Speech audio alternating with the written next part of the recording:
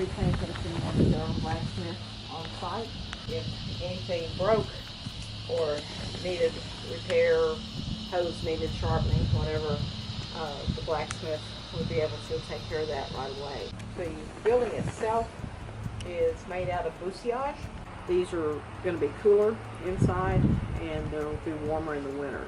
Now the blacksmith shop tended to be dark, especially around the forge area, because the blacksmith needed to see the color of the iron as it heated to be able to tell the temperature of it.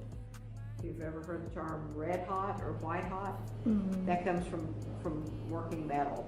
And the iron starts out kind of as a deep cherry red, and it goes, as it keeps getting hotter, it goes all the way to white, which is welding temperature. That's the hottest. This rectangular, it looks like they dismantled the early one and used the brick to rebuild the later one.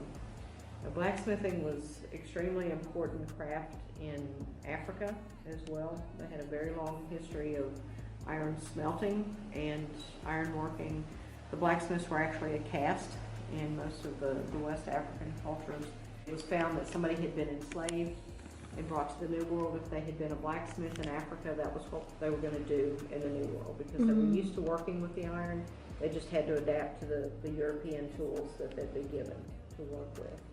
Colony period, then all enslaved persons were either baptized as Catholics, just like the owner, which was a big step up, because in a lot of places at that point, people of African descent weren't even considered to be fully human.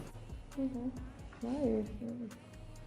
The door is typical for a blacksmith shop. They put the brands in to make sure they look right. But this is also a good place to hide things. There's things in here that are not brands. Got the little square with an X here. Got X's and six-pointed asterisk-looking things. We don't know for sure that it was done here, but we do know in some areas. If you've ever heard the story about the quilts being used to hide messages for the Underground Railroad for people traveling, blacksmith shop doors could do the same thing. They could, if they had a code, particular mark meant something to somebody in the community, the blacksmith could just mark it on the door. Overseer, owner walking by here would never take a second look at the door. But somebody in the community, knowing that they might need to pass a message or something, could just walk by and glance over and go, oh yeah, there that is. So these were used for hiding things in plain sight.